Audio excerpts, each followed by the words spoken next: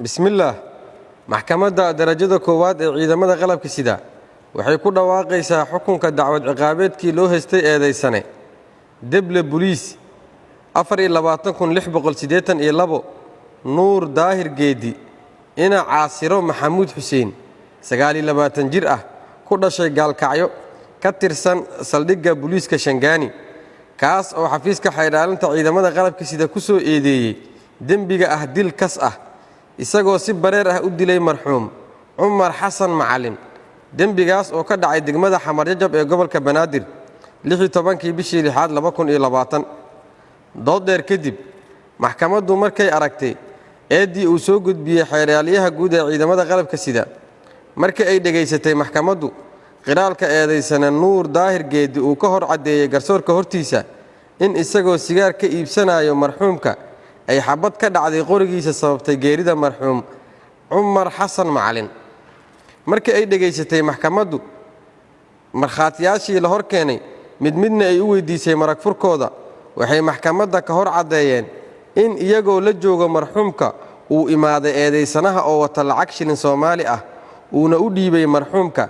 kadibna marxuumku uu ku dhahay lacagta way jeexan tahay eedeysanuhuna uu damcay in uu xoog wax looga iibiyo marxuumkuna uu ka diiday kadibna si xanaaq leh uu uga tagay eedeysanaha wuxuuna soo laabtay isagoo ku hubaysan qoray iyo boosh wuxuuna xoog ku qaatay baakad sigaar ah kadibna marxuumka ayaa ku dhahay ii dhig xoolahayga eedeysanahana wuxuu ugu jawaabay 2 xabadood oo mid ka mid ah wajiga kaga dhacday marxuumka sidaasna uu goobta ugu geeriyooday markii ay aragtay maxkamaddu cadeemaha dambi muujinta ah ee la hor keenay oo ay ka mid ahaayeen cadeemaha laga qoray maragga qiraalka laga qoray eedeysanaha warqadda cadeynta dhimashada iyo sawirka marxuumka qoriga uu dilka ku geystay eedeysanaha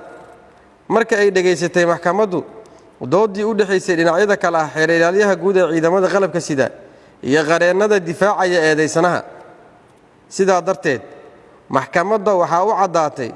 in eedeysane deble booliis 24,682 nuur daahir geedi uu yahay dambiile galay dambiga lagu soo oogay waxayna maxkamaddu ku xukuntay dil toogasho ah oo ah qisaasta marxuum Umar Xasan Macalin cidii aan ku qanacsanayn xukunka maxkamadda waxa uu furan racfaan wabillahi tawfiiq